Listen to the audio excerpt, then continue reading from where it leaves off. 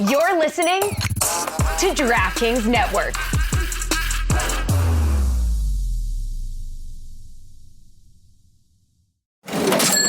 You know that sound. It's the sound of money hitting your Venmo account, a friend paying you back, or maybe it's getting cash back from your favorite business when you pay with the Venmo debit card, or it's realizing you can pay with Venmo at checkout at thousands of brands. Now, there are so many more ways to answer the question, what's your Venmo? Download Venmo today. The Venmo MasterCard is issued by the Bancorp Bank N.A. pursuant to license by MasterCard International Incorporated. Dosh Cashback terms apply. This episode is brought to you by Allstate. Some people just know they could save hundreds on car insurance by checking Allstate first. Like you know to check the date of the big game first before you accidentally buy tickets on your 20th wedding anniversary and have to spend the next 20 years of your marriage making up for it. Yeah, checking first is smart. So check Allstate first for a quote that could save you hundreds. You're in good hands with Allstate. Savings vary. Terms apply. Allstate Fire and Casualty Insurance Company and Affiliates. Northbrook, Illinois. Welcome to the Big Suey, presented by DraftKings, Why are you listening to this show? the podcast that seems very similar to the other Dan Le Batard podcast. I'm sorry, I'm not going to apologize for that. In fact, the only difference seems to be this imaging. I have been tempted in restaurants just walking past tables to grab somebody's fries that if they're just there. That hasn't happened to you guys? I've done it. And now, here's the marching man to nowhere, Fat Face, and the habitual liar. This episode of the Dan Le Batard Show with Stugotz is presented by DraftKings. DraftKings, the crown is yours. Would you guys be kind enough, please, to put up that video of David Samson wrestling a sumo wrestler? I want to put that up for people. I'd like for that to run in the picture-in-picture during the questions that I have to ask David Samson. That, of course, is the video of the Houston Rockets fighting Tyler Hero. And David Samson broke his toe during that at some point as well, which seems a great way to, have a walking tour of Japan with a broken toe. Samson, thank you for being on with us. The reason we're having you on is because I want to talk to you about this Mike Evans thing. You guys thought that was cool, right? That was one of the to see Mike Evans happier than you've ever seen him in a Hall of Fame career, because these guys are playing for money.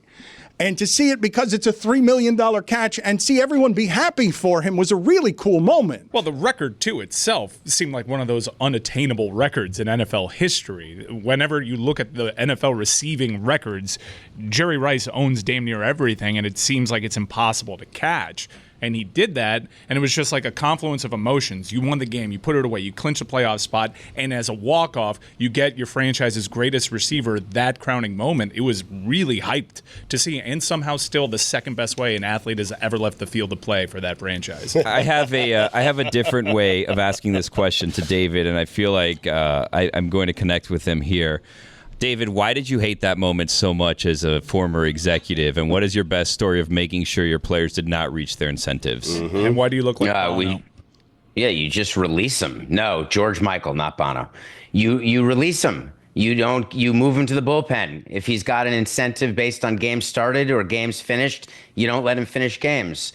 There's no reason to have thrown $3 million away. I'd rather save it and use it to increase fan amenities or use it to do something else with the player the next season. It was a wasted $3 million. Dan, can you imagine if before a must-win game to get them to the playoffs, the Buccaneers last week cut Mike Evans? That's right. Samson, come on. You don't think they're going to make that back in merch opportunities? Samson, come on. Come on, man. Does our merch store make $3 million? Dude, come on, you're trying to resell tickets, physical tickets, to a Roy Halladay perfect game after the fact. I think the Bucs, and the biggest sport in the country, can find a way to pull $3 million of a return on that investment. I'm not begrudging paying Mike Evans. I think that he breaking the record at tying the Jerry Rice record, outstanding.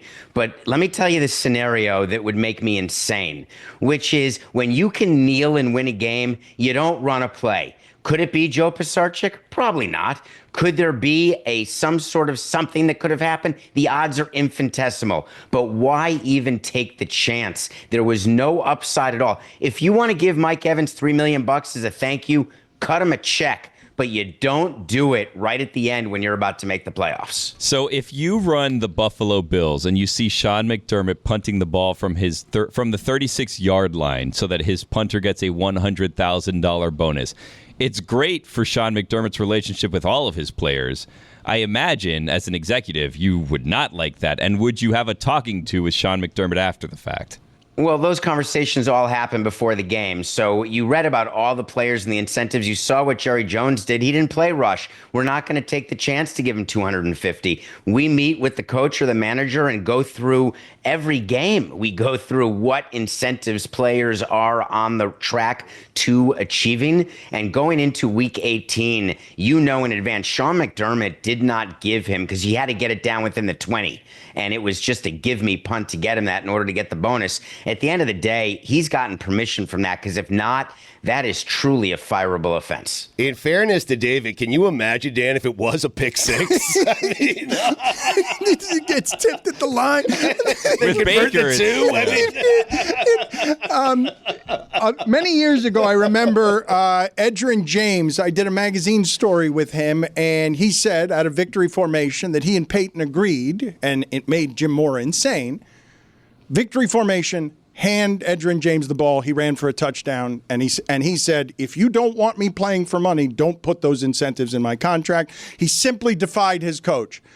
David, you are running the Tampa Bay Bucks last week. You're not serious about waiving Mike Evans, but as that last play approaches, you are making sure that your coach knows that he is not to get that player the $3 million? Like, you're interfering like that? 100%. That's all discussed. That's why I don't want to make a bigger issue of this than it is.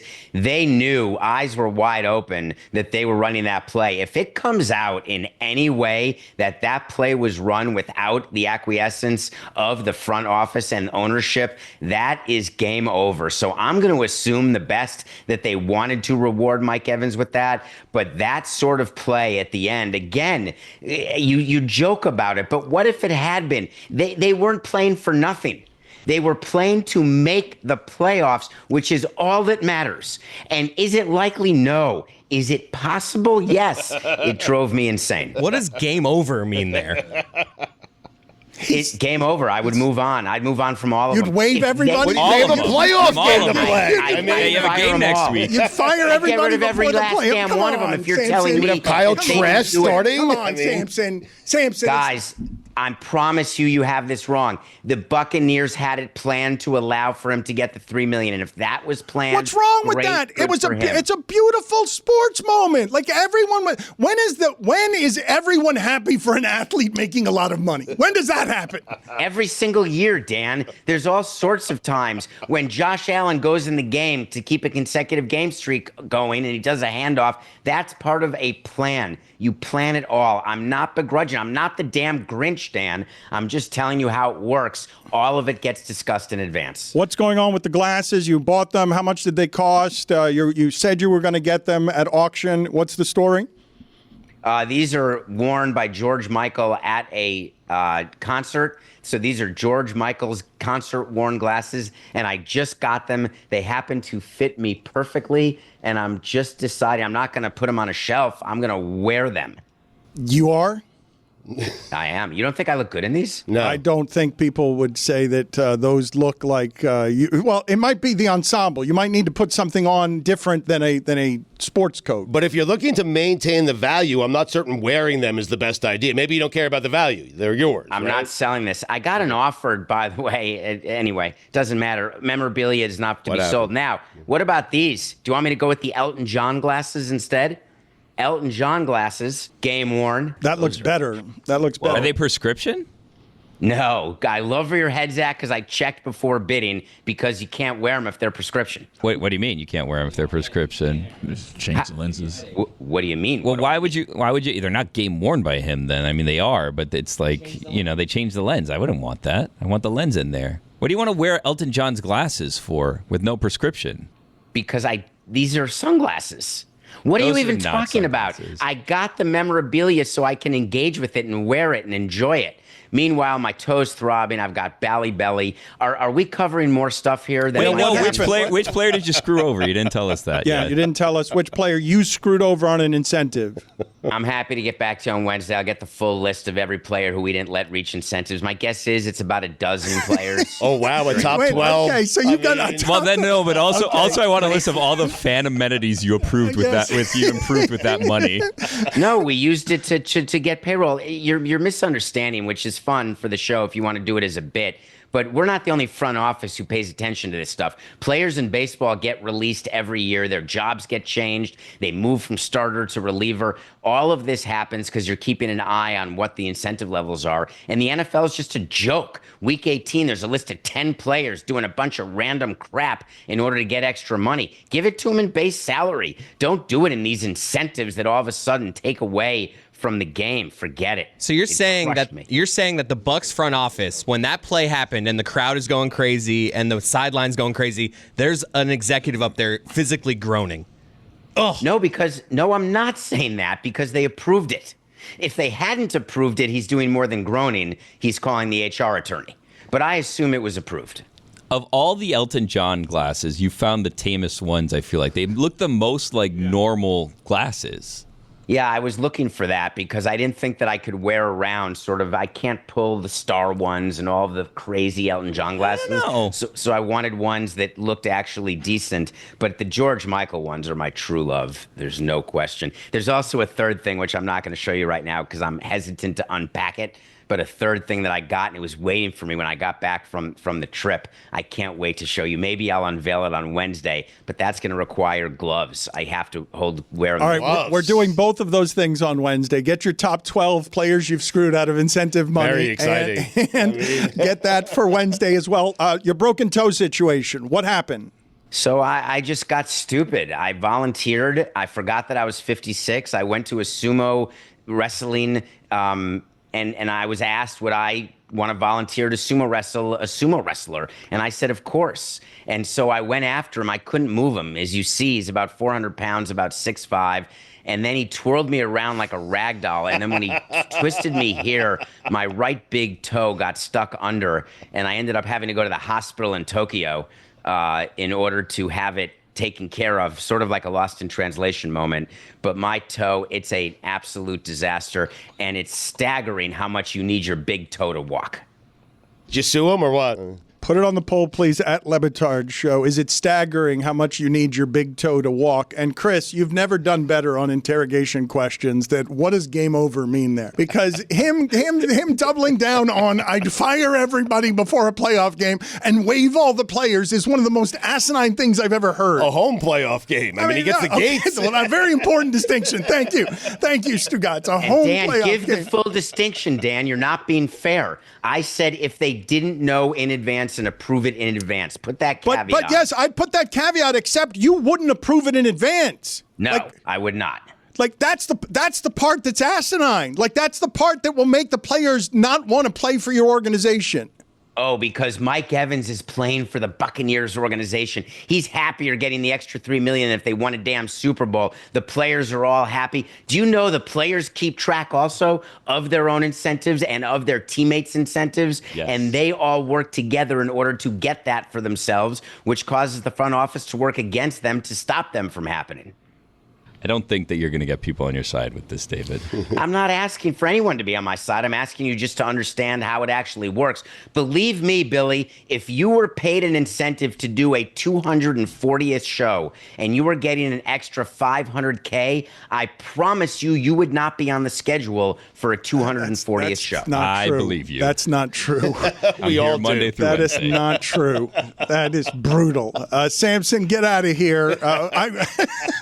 Nothing Personal with David Samson is the podcast. It's very popular and it's every day, 8 a.m. Eastern. I want to get to Jeremy Tache, who I imagine is infuriated by everything going on around the Heat and the conversation around the Heat. But first, let's play for everybody the Paul Pierce sound, because there are a lot of people right now taking victory laps because This is the disaster scenario for the Miami Heat. You're going to get Jimmy Butler cheapened with every day when you could have gotten some of this solved earlier than now. You're going to lose him for something that probably doesn't have very much value, and you needed to get something for him, and everyone saw this coming. And so we'll get to Jeremy in a second, but let's first play the Paul Pierce sound on him going after Pat Riley, because Stugotz, I would say for the first time in a long time, it is open season on Pat Riley. Jimmy Butler's not the loser here. People will get mad about his behavior, or they'll get mad at the league because how can you not have joy in your game when they're paying you $50 million? But he ran the playbook. Like, this is how you get out of town. This is how the Heat didn't get Dame Lillard, because Dame Lillard wouldn't do all of this. Like, you got to be illness, not trying, I'm going to go publicly and say things. You got to make a mess. Jimmy really wants it. He does. I mean, Dame didn't want it enough, and Jimmy really wants this. He wants out of Miami, and he's taking all the necessary steps to get himself out. Wow. What's up? I just bought and financed a car through Carvana in minutes. You? The person who agonized 4 weeks over whether to paint your walls eggshell or off-white bought and financed a car in minutes? They made it easy. Transparent terms, customizable down and monthly. Didn't even have to do any paperwork. Wow. Mm-hmm. Hey, have you checked out that spreadsheet I sent you for our dinner options? Finance your car with Carvana and experience total control. Financing subject to credit approval. Don Batard. Teammates can't shoot from three. Now they're gonna see a different Jimmy. Now he's just playing Nickelback in the locker room, and Stugotz. They'll play D and shoot threes as they chase the Nets for the 6th seed. These 5 words in his head scream, "Are we winning games yet?" This is the Don Batard Show with the Stugotz. Let's play that Paul Pierce sound, please. When you look at when Heat culture started, when Shaq and Lonzo and Haslam and Wade and all got there, look what he's done to his star players since Heat culture started. He ran Shaq out of town. You ran LeBron out of town. You ran D. Wade out of town, of all people. One who drafted, who won your first championship with. Then you kind of try to make up for it. Now you running Jimmy Butler out of town. This, to me, tells me that Heat culture lives and dies with Pat Riley. And if he doesn't change the way he is, being, kind of like stubborn and don't want to pay guys and it's his way or the highway, then I don't see Heat culture being the same any longer. Jeremy, I want to hear from you and Mike Ryan on this. I've talked enough, and I've already broken my New Year's resolution for the record 40th straight year. I cannot get my tone right when discussing things. So it's 40 years now, a New Year's resolution. Broken and a couple of days in. But I want you, Jeremy, Jeremy and Mike represent different parts of this fan base. Mike's been fed up for years, and Jeremy's been carrying water for years. Jeremy, the floor is yours. Yeah, I mean, happy January 6th, Dan. It's a real shitty situation, which, speaking of, I heard it smells a lot like poop over there, so that's not fun. But look, this is listening to Paul Pierce say things about Heat culture and running players out of town when the Celtics are what they are now simply because of the trade package that they received for Paul Pierce at the end of his career is one thing. But this situation did escalate from the place when you say everyone saw this coming. No one saw this specific thing in the middle of the season coming, including Jimmy Butler, who showed up day one to Heat camp and said, an extension, that's just money. I've made enough money in my career. He said of everything Pat Riley talked about him over the summer, I'm here to play games. Pat was right. He came in with that sort of attitude. It's the reason everyone anticipated this would all at least play out over the course of a season. And if you wanted to argue that, like Mike did, that this team as constructed wouldn't be competitive enough to win a championship, you can feel perfectly validated today. And you can feel validated about where this all goes. But this has little to nothing to do with acquisitions made or not made over the span of the last few years. It has everything to do with a contract extension. It all comes down to the money. If the contract extension would have been offered this past summer, Jimmy Butler would still be perfectly happy playing for the Miami Heat, and nothing would be any different outside of our arguments about whether or not the roster was no, good something else would be different. They could trade him now for value if they'd done that. They would not. But now they're bleeding. If he had a contract extension, I would argue that his value would be worse. If Jimmy decided with money already signed, it would be worse off for the Heat, at least right now. You think that if he got an extension of 3 years, you believe he'd have less value than he does right now? If Jimmy Butler got an extension, either he never would have said anything and he would have finished out his career in Miami like he said he was going to do, or there would be teams all around the league looking at a Jimmy Butler at his age and saying, I'm not sure I want to trade for a max player. I mean, Mike, I would have to think on that front you would agree. Oh, I think he certainly has a lot more value because part of this value is teams would be looking at him as a rental. This is an expiring deal. It comes off our books. Maybe someone gives him his extension. I don't have a doubt that he's going to get a big money deal that'll satisfy him. It may not be to the team that he gets traded to, but in terms of what you can get back, you get more back because he's an expiring deal at his age.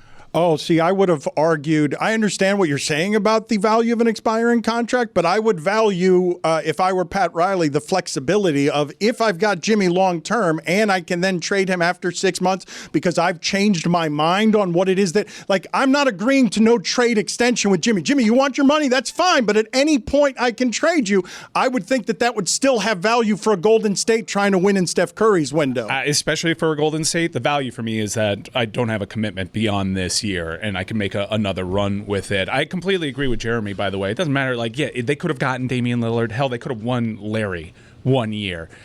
Jimmy was going to be mad no matter what if he didn't get his extension. And the Heat was always going to resent him for going along with a plan that runs counterculture. Okay, we'll save your body. We'll follow this along. We'll pay you to not play, but come the playoffs, you got to be that Jimmy Butler guy again. And he got injured in the play-in tournament, and it blew up in their face, and they were at their wits' ends with it. Maybe a misstep by Pat Riley before the season. I think we've all been kind of playing chess. And yes, Jeremy, I get what you're saying. You said he showed up day one. He actually didn't. He showed up late to media day. Like, they have their public comments that seemed relatively aligned, even after Jimmy Butler was saying, damn, purple and gold, that looks good. This was all a cat and mouse game. And I think Dane was absolutely right to say Pat Riley checkmated himself. I think, number one, it was pretty tone deaf by putting that statement out because half the fan base, by the time that thing came out, was pretty divided on whether or not you keep things going with this. And also, you back Jimmy Butler into a corner, and Jimmy Butler's the greatest ever at blowing things up and getting his way and being able to force his way out of a franchise. And you made that be the only move, which in turn probably affects the return that you're going to have on him. I just ask everyone to examine what the last 10 years Stugotz have been since Pat Riley sort of got stood up by LeBron James in that Las Vegas hotel room. He's outside with the championship trophies. He's got to make a recruiting pitch. LeBron is in the room watching the World Cup, feet on a table with his friends because they were about to take over the next 10 years of the league, and they knew it. And from there, what ends up happening right now has no precedent in Pat Riley's history or in the Miami Heat's history. This sequence of things. Public mess, says out loud on comment, because the Heat don't comment on this stuff. He's not being traded. A week later has to totally change it because the dynamics in this sport have changed. This mess has never existed under Pat Riley. And you could probably understand why opposing fans say, good. Yeah, they deserve this because their whole talent acquisition strategy seems to be have the other superstars somewhere else make this kind of mess, and we could be there to pick up the pieces. And you were playing with fire when you brought Jimmy Butler in, knowing his history, and it's finally happened to them. They built something around Jimmy in a way that no other franchise has for him throughout his entire career. And when I say built it around him, I mean he got to be Jimmy in every manner in which you could be Jimmy Butler. Like he was given sort of privileges in a way that a lot of other star players have not in Miami over the course of, I mean, we're talking about the big three. We're talking about Shaq and Wade when they were together. We're talking before that. They built this whole thing around him and led him to a ton of success. I mean, in those first couple of years, they did try to cash in at deadlines and make moves to acquire guys. For that matter, they got to the finals because of a move that they made in the first year that Jimmy Butler was here to acquire Andre Iguodala and Jay Crowder and make a run. They could have won the finals if they had not had Bam Adebayo and Goran Dragic get hurt. So they built it around him. It's just here at the end, no matter the moves that were going to be made, it comes down to a contract dispute. And I think the obvious change is in that Pat Riley statement. When he says we're not trading Jimmy Butler, it's because the clear and obvious understanding from every party involved going into the year was, look, clearly this is just going to have to play out over the course of the year and we'll deal with it in the offseason. I don't think the Heat ever anticipated, after everything that their relationship has been, contentious or not at any given moment, they kind of liked butting heads throughout a lot of this. They liked the on-court arguments where UD's breaking up Spo and Butler. It's how they all click and how they all tick. It's fine. But now, at the end, this is more of an in-season public mess than they ever anticipated that Jimmy Butler would make. And maybe they're wrong to not anticipate it because of the way some of these other things have ended. Not maybe. But I think they thought they could get through. They're wrong. They should have seen it coming. Jeremy, not maybe. We'll let you go on that note. But I don't think the Heat ever anticipated. The job is to anticipate. They've been left behind because the other people in their conference have anticipated. Like, it's the job. Like, you can't be leading and not ever anticipate and not have it be a blemish on your resume. Well, the anticipation, they controlled the situation going into the season by not offering an extension and giving themselves the flexibility that if things didn't go well this year, Jimmy Butler would either opt in and they could trade it, or he would opt out and they would get all of that money off of the books. After all of the respect that did exist between these two parties over the last 5 years, after everything that they did to sort of cater to what it was that Jimmy Butler wanted, the only thing that they really missed out on was that Damian Lillard trade. All of the other ones were just conjecture.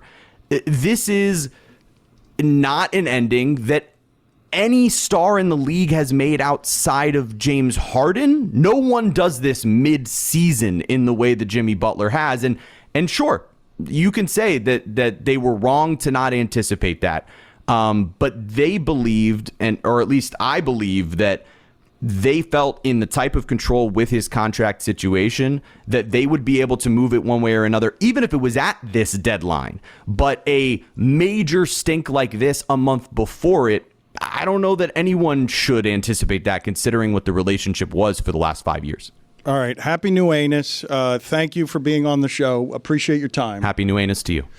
I have a number of things that I want to get to here, Stugotz, because it isn't just that this has no precedent in my lifetime with the Miami Heat, a notoriously private organization that doesn't let these things spill out in public. Yes, Billy?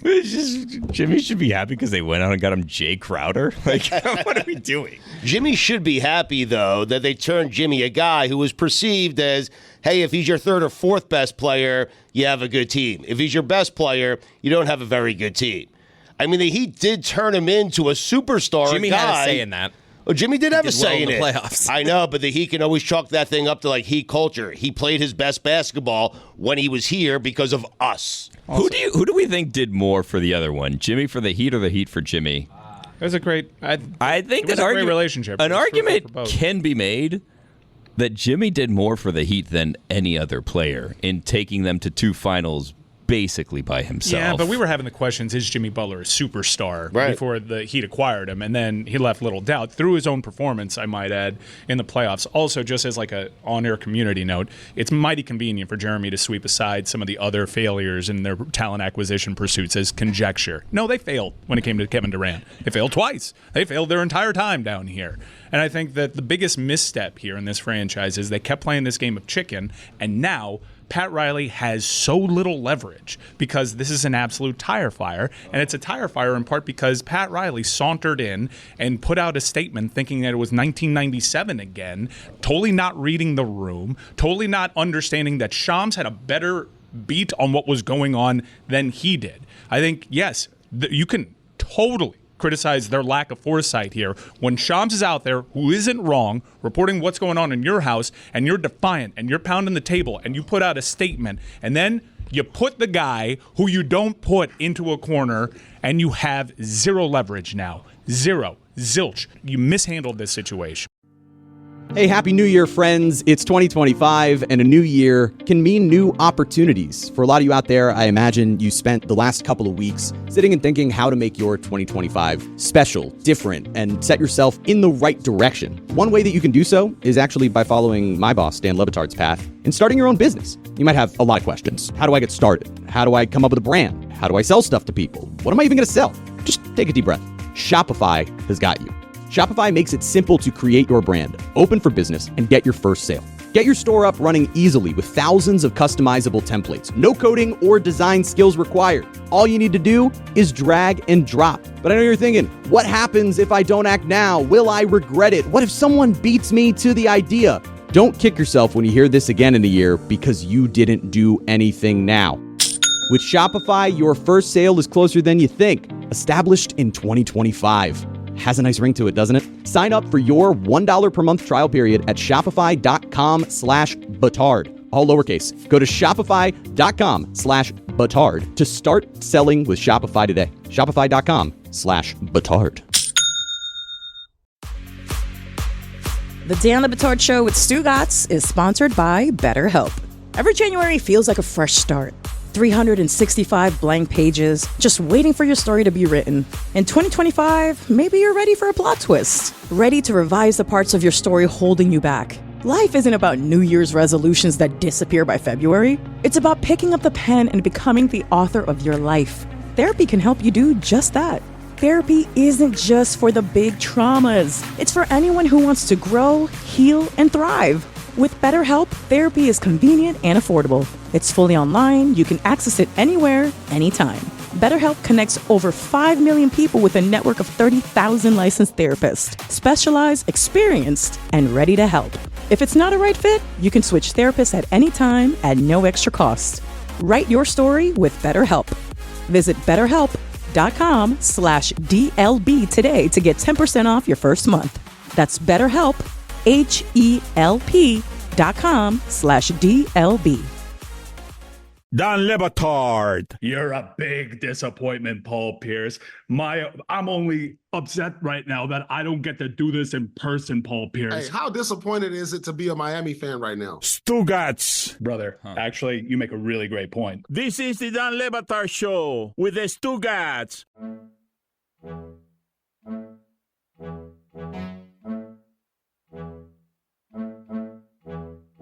I will say again, before we get to the palate cleansing of a Heat song, I will say again that it was, and I know these things get noisy and messy, it was a very good marriage for both sides.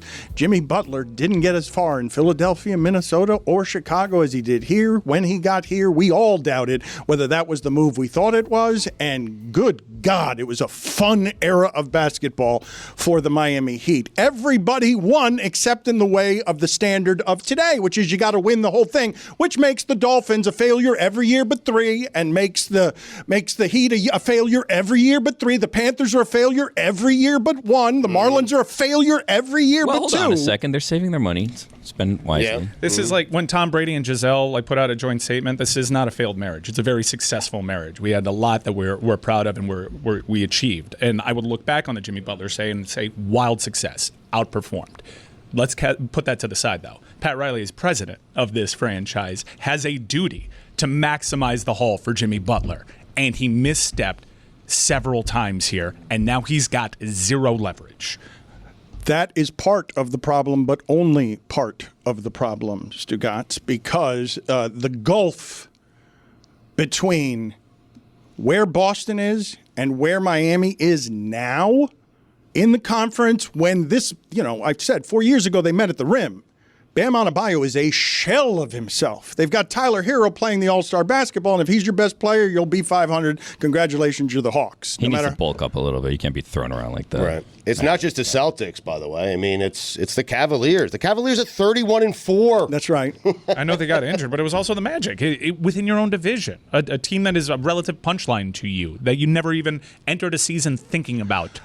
And then, as soon as this becomes a mess with Jimmy Butler, you lose by 36 at home to the Utah Jazz, who have 7 victories this season. You have your worst loss of the season right after that, and now you've got a West Coast trip. And when we talk about the strategy, Stugotz, of how it is that you get maneuvered on things, when I'm hearing Jeremy, the Heat could have never expected. And I hear Mike Ryan saying, we saw all of this happening. It was all headed here with this player. We know who this player is. You should know better than anybody who and what this player is. Mike Ryan's mad at the Miami Heat media. We've got Barry Jackson fighting people in a way I've never seen Barry Jackson from the Miami Herald fight people. Oh, I love this Barry Jackson. By the way, the Jazz are up to 9 wins now. They got big hot streak. Put up the Barry Jackson tweet real quick here, but Mike's mad at the Miami Heat media because the Miami Heat media has been real light all around this. Isn't it possible, though, that the Heat, when they acquired Jimmy Butler, thought to themselves, we're never going to have to build around Jimmy Butler?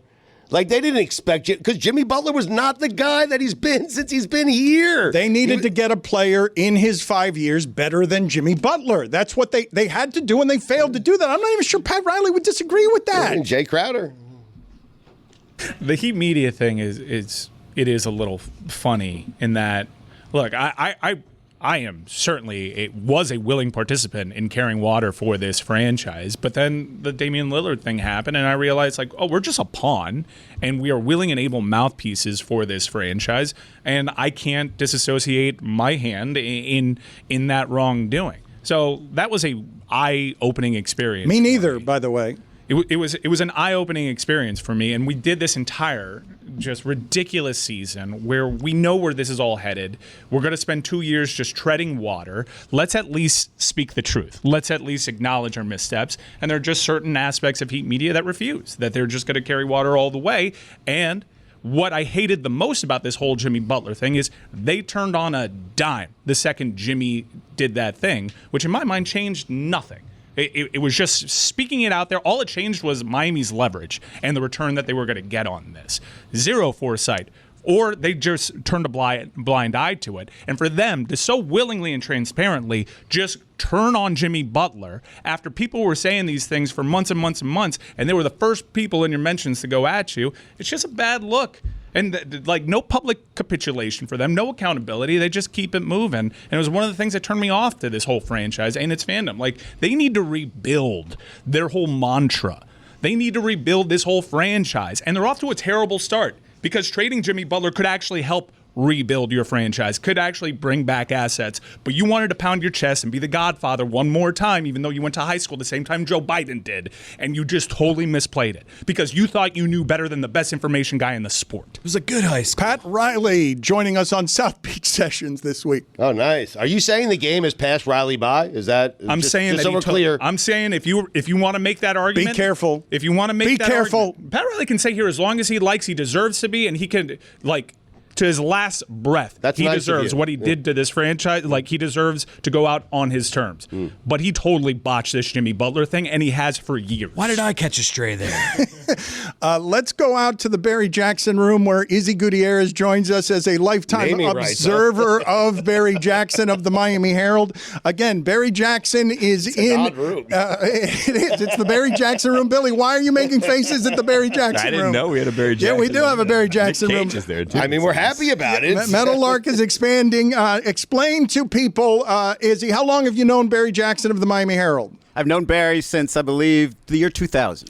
Okay, so what can you tell us about Barry Jackson? And when he writes, go back in your jock-sniffing hole instead of questioning integrity of multi-time winner of Sports Writer of Year Award. Yeah. Have a nice day. What is happening there? Break it down. Izzy Gutierrez in the Barry Jackson room. Well, first of all, I thought you were going to put me in a jock-sniffing hole. Instead, I'm surrounded by Barry Jackson's not the best situation here. But look, I think you can tell where the Heat are in their whole building, rebuilding phase, whatever they are, just based on Barry Jackson's reactions, okay? You've talked about Barry on the show before. He's been doing this forever. He's the intrepid reporter. This is the reason why he's shown up on the show. He's just a little bee. He'll just be anywhere that you need him to be, okay? But this is not the LeBron era. This is not the Dwayne Wade and Shaq era. He doesn't have to treat this the way he treated those. This is the Jimmy Butler era. This is the third best era, third best iteration of this team that Pat Riley has put together. So now it's Jimmy's time. Okay, whatever. Do you know how many franchises would have loved this 6-year stretch? Would have been the best 6-year stretch of their entire franchise. For Pat Riley, it's light work. Oh, I've got to get rid of him now? Nobody thought I could even get him. And you want to talk about full circle moments. I know it's supposed to be a Barry Jackson thing. Yeah, really I'm not sure what's happened here, in that I was asking you about Barry Jackson, and all you're doing is giving us heat takes. Because look, it's a new year. I've got to get these things out. Okay, the idea. Happy new anus. I will take one, by the way, if you're offering. I mean, a new body part. Why not? You want to trade or? I mean... Ooh, no. I need a brand new one. Brand new one, not used, please. But this full circle moment for Jimmy Butler, like, I don't understand how Jimmy checkmated what about Pat your full Riley. Circle moment? We're just going to skip past your full circle moment. No one wants my anus. Izzy Cook. He's cooking. I know. At 47 years old, Dan, I don't care what body part you offer me. I'll take a new one. If it starts with then that's where it starts, okay? But I don't understand how Jimmy Butler checkmated Pat Riley when this is very much a full circle moment here for Jimmy Butler. The Warriors will not trade Andrew Wiggins for him. Karl Anthony Towns is dominating in New York, and Jimmy can't find a team. And I don't even think this is about leverage, because the Warriors did not want to trade Kuminga and Wiggins for Jimmy before all of this mess. And now it just shows you that Jimmy overachieved here. Pat Riley and the Heat overachieved here. And now it's breakup time. Oh, well. But what about Barry? I mean, I don't understand what just happened. Like, this is not the way that this is supposed to be done around here. And I'm already here. Minor penalty, 2 minutes, asshole. Get Izzy out of here. A new asshole, please. Happy new asshole. Get out of here, Izzy. I asked you for Barry Jackson information because it's really odd. Billy, you know this. It's unusual for Barry Jackson to hit somebody with all of this. And then Not as of late. Yeah, Barry changed like 2 years ago. Yeah, something happened. That closeout line of "Have a nice day," though, that is awesome. Well, he told us what happened. He said, I've been dealing with some, stuff with my family, and I'm just not going to take it anymore. Like 2 years ago, he decided he wasn't going to take it anymore, and he hasn't taken it ever since. Hey, moron, I presented both sides. That's what journalists do. I didn't guess who was telling truth and who was lying. Go back in your jock-sniffing hole instead of questioning integrity of multi-time winner of Sports Writer of Year Award. Have a nice day. So good. Put it on the poll at Batard Show. Do you enjoy the sarcastic "have a nice day" as an insult? He wants that person to have the worst possible day. That is correct. Yes. Jessica, I need to find out about why it is you were running into Shane Gillis at the Golick house at 1:30 in the morning. We'll do it next. The Dan the Batard Show with Stugotz is sponsored by BetterHelp. Every January feels like a fresh start. 365 blank pages, just waiting for your story to be written. In 2025, maybe you're ready for a plot twist. Ready to revise the parts of your story holding you back. Life isn't about New Year's resolutions that disappear by February. It's about picking up the pen and becoming the author of your life. Therapy can help you do just that. Therapy isn't just for the big traumas. It's for anyone who wants to grow, heal, and thrive. With BetterHelp, therapy is convenient and affordable. It's fully online. You can access it anywhere, anytime.